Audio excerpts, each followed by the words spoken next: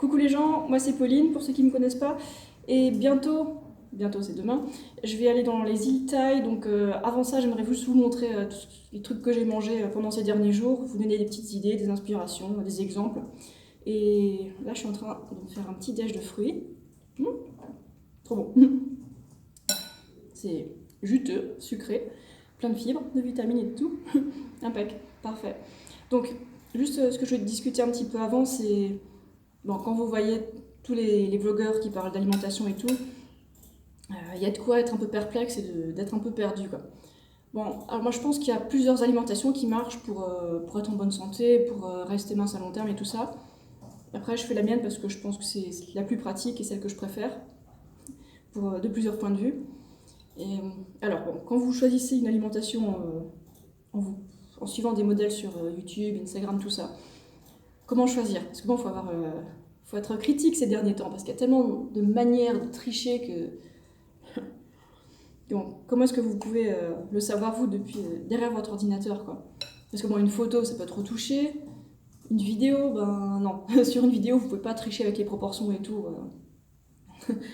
Et encore, il y a des filtres et tout ça, donc... Bon, une vidéo, c'est quand même plus fiable pour savoir si quelqu'un est en bonne santé et tout, et reste mince à long terme par rapport aux photos, quoi. Bon, bref. Sinon, regardez aussi si les gens ils font des bilans sanguins. Ça peut être bien révélateur. S'ils le partagent, je pense que c'est un bon indicateur. Et pour les gens qui partagent jamais leur bilan sanguin, ça veut dire que soit ils en ont jamais fait, et donc du coup ils savent pas trop de quoi ils parlent, soit ils en ont fait mais ils vous les montrent pas, donc comment savoir, quoi. Donc c'est pas évident du tout, quoi. Il y a aussi plein de personnes sur les réseaux sociaux qui font des photos genre une fois par an, plein de photos, et puis après ils les lâchent au compte-gouttes. Et du coup, vous croyez que pendant toute l'année, ben, ils sont pareils, alors que non, quoi. Ce qui se passe, c'est que quand ils font des séances photos, ben, il y a des chances qu'ils soient complètement déshydratés, affamés. Donc ils arrêtaient de manger pendant je sais pas combien de temps, donc ils sont affamés. Et ça se trouve, leur alimentation est pas correcte du tout. C'est pour ça qu'il faut qu'ils s'affament, quoi.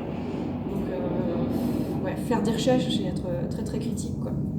Ah oui, ils ont parlé aussi du maquillage de muscles et puis d'autotons.